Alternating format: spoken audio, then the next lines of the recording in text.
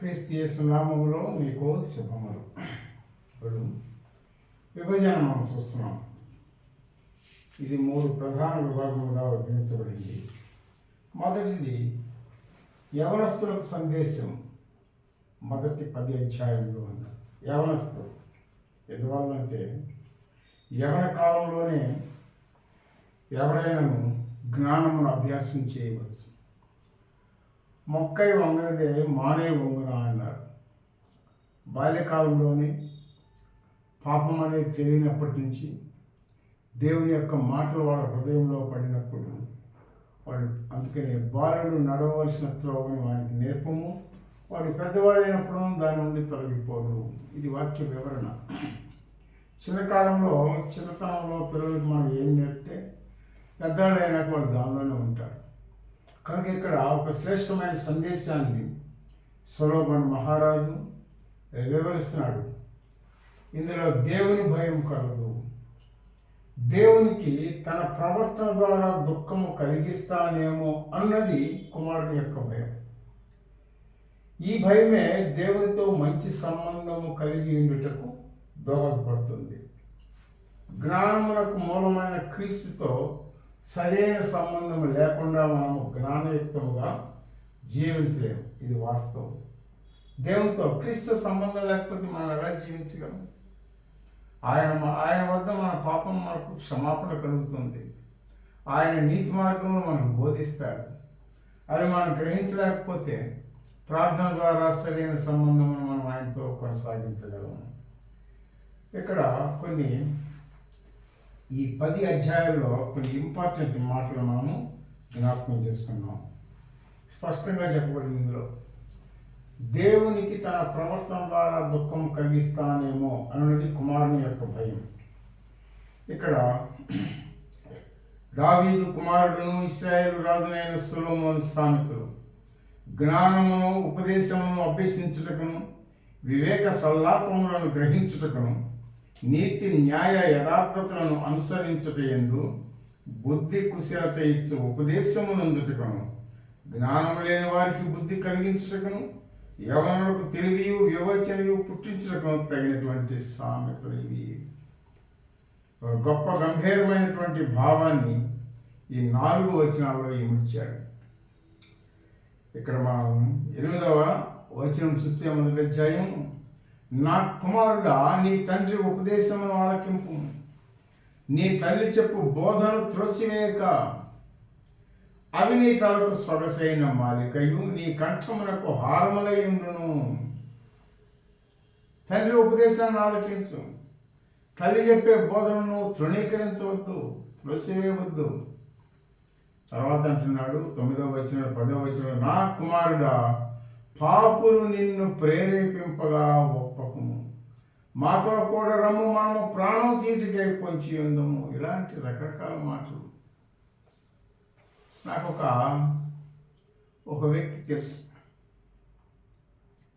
అతను ఒకరోజు అంటున్నాడు, నేను అన్నాను, ఏమయ్యా ఏంటి సిగరెట్లు ఇన్ని విపరీతంగా కాలుస్తున్నావు నువ్వు? నేను ఒకప్పుడు కాల్చేవాడు కానీ ఇన్ని అంత కాదు అన్నాను. నేను మారుమర్చి పొందినాక నా సిగరెట్లు అన్ని మానేశాను. నేను ఏమిటి నీవు ఇంత ఎక్కువగా కాలుస్తున్నావు ఎలాగా అని అంటే అతను ఏమన్నాడు తెలిసిన అండి, 6th క్లాస్ చదివేటప్పుడట ఆయన ఒక దగ్గర ట్యూషన్కి వెళ్ళేవాడట. అతని పక్కన తోడుగా ఉంటాడని వాళ్ళ నాన్న, అతను కూడా ఆ ట్యూషన్కి వెళ్తుంటే వాడు మా అబ్బాయిని కూడా కలిసి వెళ్ళండి, మా అబ్బాయిని జాగ్రత్త, వాడు భయస్తుడు, వచ్చేటప్పుడు ట్యూషన్ నుంచి వచ్చేటప్పుడు జాగ్రత్తగా తీసుకురా. ఆ దినాల్లో కిరసనాల దీపం లేనట్ట. సరే ఒకరోజు అన్నాడంటే వాడు వీడి చేతిలో ఒక అర్ధనాయంతో పెట్టి మరి ఆ కొట్టుకెళ్ళి సిగరెట్ తీసుకురారా అన్నాడు. నేను వెళ్ళా. గురి నేను వెళ్తే వాడు మా నాన్నకి చెప్తాడు, ఈ మీ నాన్న తెలియదు కదా నువ్వు వెళ్ళు అన్నాడు. సరే అని వెళ్ళాడు. ఆ కొద్ది రోజుల తర్వాత వాడు సిగరెట్ కాలుస్తూ కొంత కాల్చి ఒక భలే ఉంటారా కాల్చని వీడికి కూడా అన్నాడు. అలాగా సిగరెట్లకు బానిస అయిపోయాడు బాల్యకాలంలోనే. పెద్దవాడైన తర్వాత ఇక అలవాటు పోట్ల. అదే బాల్యకాలంలో మంచి మాటలు, అదే స్నేహితులు, నాకన్నా నీకు మార్కులు ఎక్కువ వస్తున్నాయి, నీకన్నా నాకు ఎక్కువ వస్తున్నాయి, నువ్వు కూడా మార్కులు రావాలి, నీకు కూడా నీకేం అర్థం కాలేదు చెప్పు, నేను చెప్తాను అని ఆ విధంగా ఉండుంటే ఆ పరిచయం ఎలాగైపోదురో. ఇలాగా సహవాసం అనేది చెడ్డవాళ్ళు రకరకాలుగా ప్రేరేపిస్తారు. అవి వినకూడదు. నువ్వు ఎంతసేపటికి నీ తల్లిదండ్రులు బాల్యకాలంలో వాళ్ళు నేర్పే శ్రేష్టమైన జ్ఞానంలో ఉండాలి. యవన కాలం వచ్చిన తర్వాత నీ యొక్క తండ్రి ఉపదేశము, నీ దేవుని యొక్క ఉపదేశము, నీ సంఘంలో నీ సేవకులు వివరిస్తున్నటువంటి ఆత్మీయ సత్యములను నువ్వు ఫాలో అవ్వాలి. అప్పుడే యవన కాలంలో నీ ప్రవర్తనను జాగ్రత్తగా రూపొందించుకోగలవు నువ్వు. సామెతల్లో ఉన్నటువంటి అంతర్భావం ఇదే, మనం గ్రహించాలి. ఇక్కడ అంటున్నాడు మాట, నా కుమారుడా నీ 15వ వచనం, నా కుమారుడా నీవు వారి మార్గమున పోకుము, వారి త్రోవల యందు నడవకుండా నీ పాదము వెనుకకు తీసుకును. కీడు చేయుటకై వారి పాదములు పరుగులెత్తును, నరహత్య చేయుటకై వారు త్వరపడుచుందరు. చూడండి ఎలాంటి ఉపదేశము. కీడు చేయుటకై వారి పాదములు పరుగులెత్తున్నాయి, నరహత్య చేయుటకై వారు త్వరపడుదురు. చేయటువంటి ప్రాణం తీయటం మాత్రమే కాదు, హృదయాన్ని గాయపరిచే మాటలు కూడా నరహత్యతో సమానమే. ద్రోహి వ్యర్థుడా అన్నా కూడా అది పాపమే. కనుక మనము చేసే సహవాసము ఏ విధంగా ఉంటుందో మొదట దేవుని వద్ద మనము నేర్చుకోవటానికి ప్రయత్నం చేయాలి.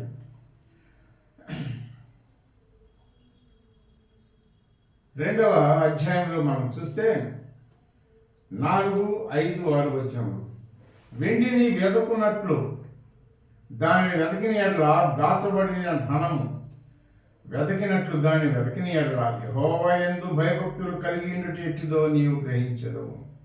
దేవుని గూర్చిన విజ్ఞానము నీకు లభించును. యెహోవాయే జ్ఞానం ఇచ్చేవాడు, తెలివియు వివేచనయు ఆయన నోట నుండి వచ్చును. ఈ దినమున మనకు జ్ఞానోపదేశం చేస్తున్నటువంటి మాటలు ఇవి దైవికమైన మాటలు.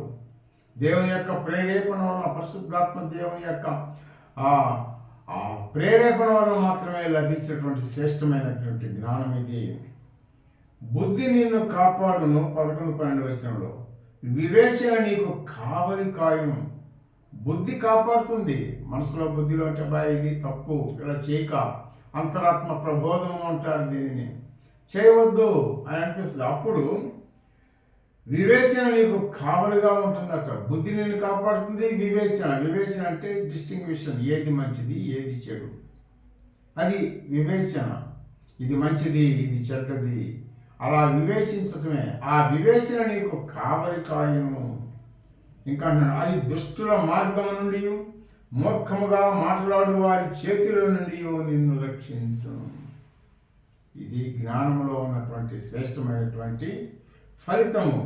మళ్ళీ 3వ అధ్యాయము 1వ వచనం, నా కుమారుడా నా ఉపదేశమును మరువకుము, నా ఆజ్ఞలను హృదయపూర్వకముగా గైకొను. అవి దీర్ఘాయువును సుఖజీవముతో గడచు సంవత్సరములలోని శాంతిని నీకు కలుగజేయను. అవి దీర్ఘాయువును సుఖజీవంతో గడచు సంవత్సరములను శాంతిని నీకు కలుగజేయను. చూడండి, దేవుని యొక్క శ్రేష్టమైన మాటలు మనం వినే కొలది అవి మనకు ఆత్మీయముగా సంతోషము సమాధానం ఇస్తూ ఉంటాయి. సపోజు ఒక అతను ఇంచుమించుగా ఒక 30 ఏళ్ళు దాటిపోతుంది. అతను త్రాగుడు అనే దీనికి వ్యసనాలు అనేయాడు.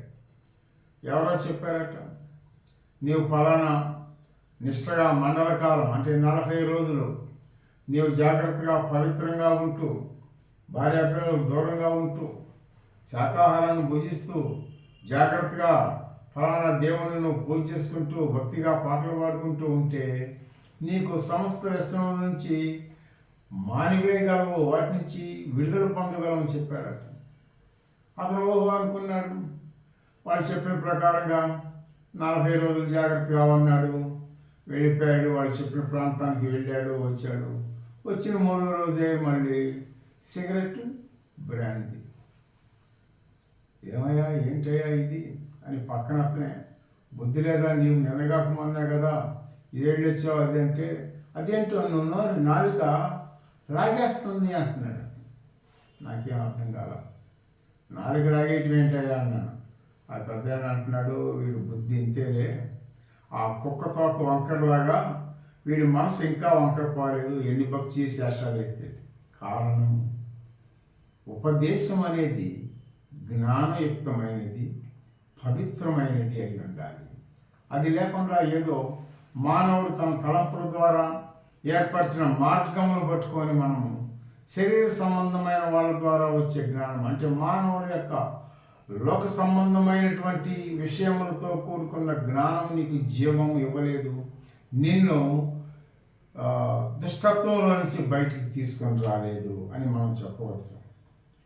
5వ వచనంలో మాట, నీ స్వబుద్ధిని ఆధారం చేసుకొనక నీ పూర్ణ హృదయంతో యెహోవా యందు నమ్మకముంచుము, నీ ప్రవర్తన అంతటి యందు ఆయన అధికారమునకు ఒప్పుకొనుము, అప్పుడు ఆయన నీ త్రోవలను సరళము చేయను. ఆయన అధికారానికి ఒప్పుకోవాలి నువ్వు. ఆయన అధికారం ఏమిటి? నిన్ను నీవు అదుపులో పెట్టుకోవడం అంటే అర్థం ఏంటంటే చెడు ప్రవర్తన నుంచి బయటికి రా, వదిలివేయి, దేవుని దగ్గర పశ్చాత్తాపడు, ఒప్పుకో, విడిచిపెట్టిగా. అప్పుడు దేవుడు నీకు సహాయం చేసి ఆ దురలవాట్ల మీద జయమిస్తాడు ఆయన.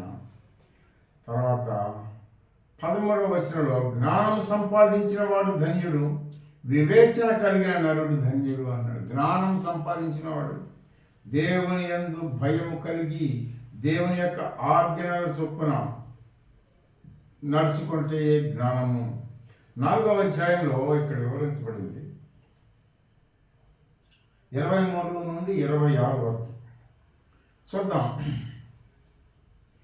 నీ హృదయంలో నుండి జీవధారలు బయలుదేరును అంటే, కాబట్టి అన్నిటికంటే ముఖ్యంగా నీ హృదయమును భద్రముగా కాపాడుకును. హృదయమును కాపాడుకునుట ఏమిటి? ఆ హృదయంలోనికి చెడ్డ తలంపులు, చెడ్డ ఆలోచనలు రాకుండా కాపాడుకోవటం. మనం కాపాడుకోలేము. నీ హృదయాన్ని దేవునికి అప్పచెప్పు. నా కుమారుడా, నీ హృదయం నాకు ఇవ్వు అంటున్నాడు దేవుడు. తర్వాత 24వ వచనంలో ఒక మాట ఉంది చూడండి, మూర్ఖపు మాటలు నోటికి రానివ్వకము, పెదవుల నుండి కుటిలమైన మాటలు రానివ్వకము. ఇదంతా సర్వ శరీరం గురించి వ్రాయబడింది. ఇది జ్ఞానయుక్తంగా మనము దేవునితో సంబంధం లేకపోతే మనము జీవించలేము. తర్వాత 25వ వచనంలో, మన దృష్టి శ్రేష్టమైనదిగా ఉండాలి. అంటే మన కళ్ళు ఎలా పడితే అలా చూడి వాటి మీద దృష్టి నిలపడం చేయకూడదు. చెడ్డ వాటి మీద మన దృష్టి నిలపడానికి వీల్లేదు. ఒకసారి దైవజనుడు అంటున్నాడు,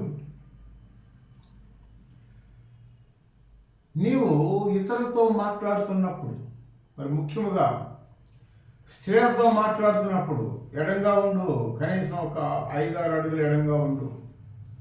వాళ్ళ ముఖంలో చూపు కళ్ళలోకి చూడకుండా మాట్లాడు, పక్కకు తిప్పుకొని అన్నాడు. అది వెళ్ళిపోయిన తర్వాత నేను అడిగాను, అన్నా ఏంటి దీని భావం, నాకేం అర్థం కాలేదు, స్పష్టంగా చెప్పు అని. ఒక వ్యక్తి ఎదుటివారి కళలో చూస్తూ మాట్లాడుతున్నప్పుడు వాళ్ళు దైవ సంబంధమైన వాళ్ళైతే పర్వాలేదు, దేవుని యొక్క మాటలు వివరించే వాళ్ళు, విశ్వాసులు, రక్షణ పొందిన వాళ్ళైతే పర్వాలేదు, సేవకునైనా పర్వాలేదు. కానీ స్త్రీలు అయితే దూరంగా ఉండాలి. వాళ్ళ ముఖంలో కళ్ళ వైపు అసలు చూడకూడదు.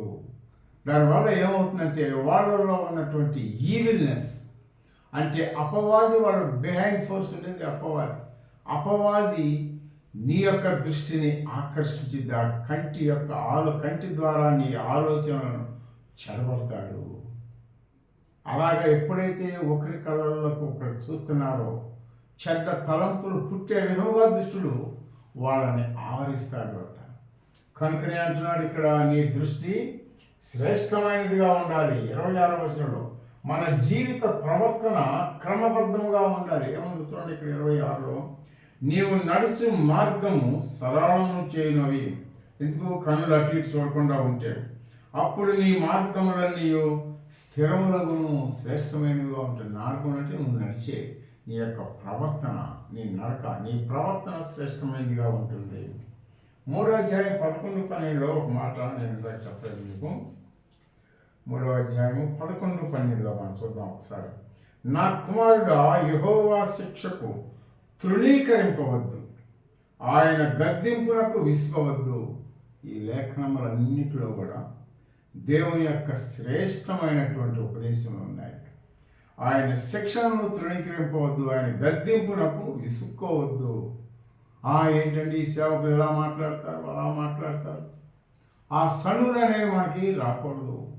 ఏమిటి నిజమే, నేను ఎలా ఉన్నాను, నా ప్రవర్తన ఎలా ఉన్నది అని మనం ఎప్పుడైనా సరే ఆలోచించుకుంటే ఆ దైవసేవకుని యొక్క గద్దింపును మనం స్వీకరిస్తే పాజిటివ్ వేలో అవి చూడండి కింద అంటున్నారు. తండ్రి తనకు ఇష్టమైన కుమారుని గద్దించు రీతిగా యెహోవా తాను ప్రేమించు వారిని గద్దించును. ఇలా కాదు, ఈ మార్గం వెళ్ళాలంటే ఇబ్బంది పడిపోతావు, అది చాలా కష్టమైనది, నీవు జీవితంలో పైకి రాలేవు, ఇవన్నీ చెప్తుంటారు. మనము ఆ గద్దింపు చూడండి, శిక్షణ ఇస్తాడు దేవుడు. తన కుమారుడు సజ్జనుడిగా జీవించడం కొరకు గద్దించుతూ శిక్షణ ఇస్తాడు. కనుక ఆయన గద్దింపునకు విసుగు చెందకూడదు అని చక్కని సందేశం ఇక్కడ అందించబడింది. ఈ 10 అధ్యాయాల్లో మనం చూస్తే మాటి మాటికి జ్ఞానము, చెడ్డ ప్రవర్తన ఇవే మనం చూస్తుంటాం. ఇంకా మనం చూస్తే ఒక చక్కటి మాటను ఇక్కడ ఈ 6వ అధ్యాయంలో వివరిస్తున్నాడు. 20 వచనం. నా కుమారుడా, నీ తండ్రి ఆజ్ఞను గైకొనుము, నీ తల్లి ఉపదేశమును త్రోసివేయకుము, వాటిని ఎల్లప్పుడూ నీ హృదయమందు ధరించుకొనుము, నీ మెడ చుట్టూ వాటిని కట్టుకొనుము. ఏమిటి ఆ ఉపదేశం అంటే? కట్టుకొని దండలాగా వేసుకోమని కాదు, అంటే నీకు అందుబాటులో నీకు కనపడే విధముగా దగ్గర ఉంచుకో. అది ఎప్పుడు నువ్వు పట్టుకోకపోవచ్చు, కానీ నీ హృదయంలో ఆ యొక్క జ్ఞానమును, ఆజ్ఞలు, దేవుడు ఎలా చేయొద్దన్నాడు, ఎలా చేయమన్నాడు నన్ను, అవి ఎప్పుడు గుర్తుగా ఉండాలి మనకు. నీవు త్రోవను వెళ్ళినప్పుడును అది నిన్ను నడిపించును, నీవు పండుకొనినప్పుడును అది నిన్ను కాపాడును, నీవు మేలుకొనినప్పుడును అది నీతో ముచ్చటించును. ఆజ్ఞ దీపముగాను ఉపదేశము వెలుగుగాను ఉండును. వెలుగులో ఎవరు కూడాను ప్రమాదమునకు లోనవ్వరు. అది అలాగా దేవుని మాటలు మనం వినగలిగితే శ్రేష్టమైన విధానంలో దేవుడు మనలను కాపాడుతాడు, మనల్ని సంరక్షిస్తాడు అని మనం స్పష్టంగా ఇక్కడ భావాల్లో మనం చూసుకుంటూ ఉంటే మనకు అర్థమవుతుంది. ఇక్కడ 8వ అధ్యాయము 17వ వచనం ఒక మాట ఉంది. నన్ను ప్రేమించు వారిని నేను ప్రేమించుతున్నాను, నన్ను జాగ్రత్తగా వెతుకువారు నన్ను కనుగొందరు. నన్ను జాగ్రత్తగా వెతుకువారు నన్ను కనుగొందరు. మళ్ళీ అంటున్నాడు, నీతి మార్గమందును న్యాయ మార్గముల యందును నేను నడుచుతున్నాను, నన్ను ప్రేమించు వారిని ఆస్తికర్తలుగా చేయుదును, వారి నిధులను నింపుదును. ఎంత గొప్ప వాగ్దానం అండి ఇక్కడ దేవుని యొక్క వాక్యం వివరిస్తున్నది మనకి. కనుక మనము ఏ విధంగా మనం జీవించగలము, ఏ విధంగా జీవిస్తే మనకు శ్రేష్టత లభిస్తుందండి మాటి మాటికి కంపేర్ చేస్తూ చెప్పాడు ఇక్కడ. అందుకని ఇందాక మీకు చెప్పాను, the school of divinity and the school of wickedness.